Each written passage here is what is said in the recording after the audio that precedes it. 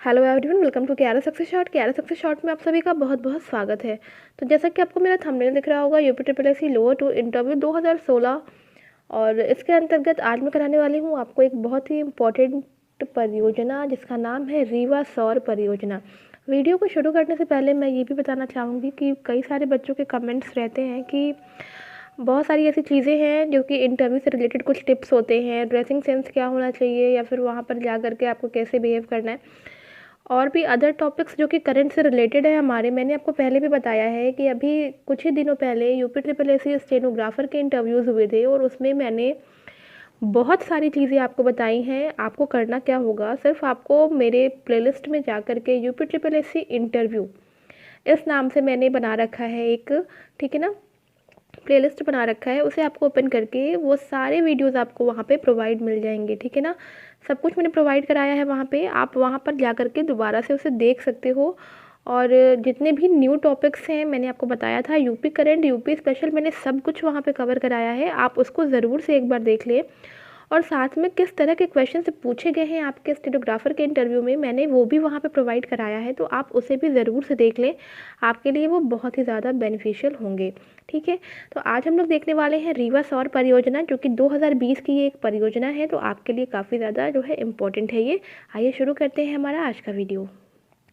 रीवा सौर परियोजना 10 जुलाई 2020 को प्रधानमंत्री मोदी जी ने मध्य प्रदेश के रीवा में, ठीक है ना, कहाँ पे शुरू हुई है, मध्य प्रदेश के रीवा में स्थापित 750 मेगावाट की रीवा सौर परियोजना को राष्ट्र को समर्पित किया है, ठीक है।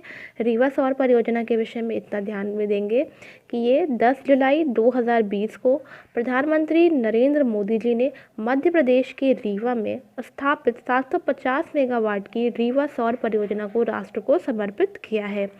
आइए जान लेते हैं कुछ इम्पोर्टेंट पॉइंट्स इसके विषय में। इस परियोजना में एक सौर पार्क जिसका कुल क्षेत्रफल जो है वो 1500 हेक्टेयर है, ठीक है ना।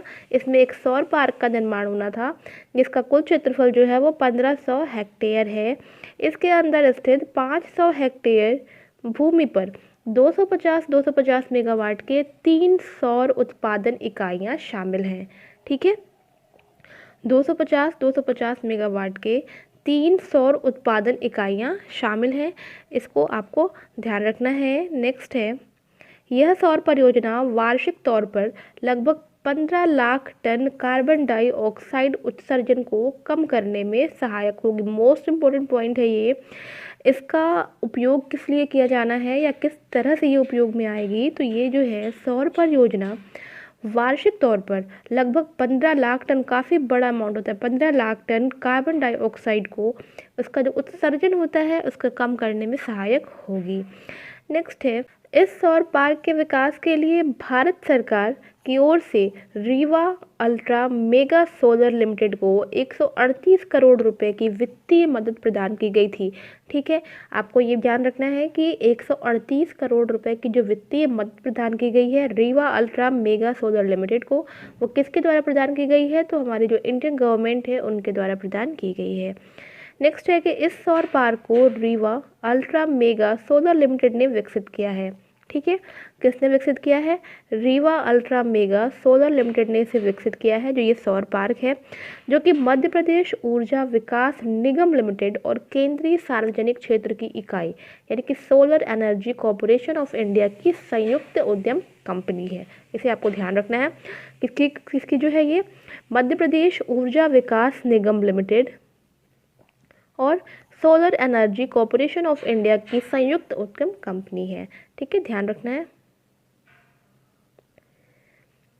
ये सौर परियोजना ग्रिड क्षमता अवरोध तोड़ने वाली देश की पहली सौर परियोजना थी, ठीक है।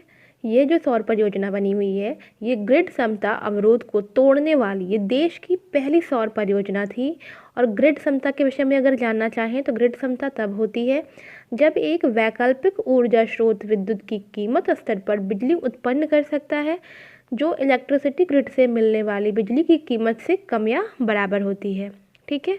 तो ये चीज़ ध्यान रखेंगे ग्रिड क्षमता के विषय में कि यह एक वैकल्पिक ऊर्जा स्रोत विद्युत की कीमत स्तर पर बिजली उत्पन्न कर सकती है जो कि इलेक्ट्रिसिटी ग्रिड से मिलने वाली बिजली की कीमत से कम या बराबर होती है, ओके। नेक्स्ट है कि यह परियोजना राज्य के बाहर एक संस्थागत ग्राहक को बिजली आपूर्ति करने वाली देश की पहली अक्षय ऊर्जा परियोजना भी है। ठीक है ना, तो ये इंपॉर्टेंट कुछ पॉइंट्स हैं, उसके विषय में आपको ध्यान रखना है। उसके बाद से है कि यह परियोजना अपने कुल बिजली उत्पादन का, यानी कि जितना ये बिजली उत्पादन करेगी उसका 24% जो है बिजली दिल्ली मेट्रो को देगी, जबकि शेष जो 76% आपका बचेगा ये बिजली जो है मध्य प्रदेश की राज्य बिजली वितरण कंपनियों को आपूर्ति की जाएगी। ठीक है, यानी कि जितनी भी बिजली उत्पादन होगा इस परियोजना से उसका 24% जो है वो बिजली दिल्ली मेट्रो को देगी, और उसके बाद जो शेष बच रहा है यानी कि 76% बिजली मध्य प्रदेश की राज्य बिजली वितरण कंपनियों को आपूर्ति की जाएगी। नेक्स्ट है कि रीवा परियोजना को राष्ट्रीय व अंतर्राष्ट्रीय स्तर पर इसकी ठोस संरचना एवं नवाचारों के लिए जाना जाता है। नवाचार एवं उत्कृष्टता के लिए इसे वर्ल्ड बैंक ग्रुप प्रेसिडेंट का अवार्ड भी दिया जा चुका है। लास्ट पॉइंट इसका है कि इसके अतिरिक्त इसे प्रधानमंत्री की a book of innovation new beginnings पुस्तक में भी शामिल किया गया है। ठीक है, इसके अतिरिक्त इसे प्रधानमंत्री नरेंद्र मोदी की a book of innovation new beginnings पुस्तक में भी शामिल किया गया है। तो इस चीज़ को आपको ध्यान रखना है। ठीक है, और ये रीवा सौर परियोजना बहुत इम्पोर्टेंट है, 10 जुलाई 2020, ठीक है, डेट इसकी है। और इसके बाद से ये सारे पॉइंट्स अगर आपको ऐसे नहीं याद होते हैं तो बस आप इसके जो इम्पोर्टेंट पॉइंट्स हैं उन्हें आप पढ़ लें। वैसे सारे पॉइंट्स इम्पोर्टेंट बताए गए हैं, बट कि इससे क्या मदद मिलेगी और इसके बाद से इसे जो है कहाँ शामिल किया गया है, जो बिजली उत्पादन होगा उसका योगदान कहाँ कहाँ देना है।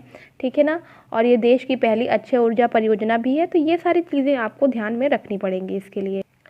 सो आई होप गाइस कि आपको वीडियो पसंद आया होगा। वीडियो पसंद आया होगा तो वीडियो को लाइक शेयर ज़रूर से करिएगा और मेरे चैनल को सब्सक्राइब कर लीजिएगा। तो मिलते हैं अपनी नेक्स्ट वीडियो में। Till then take care and bye bye.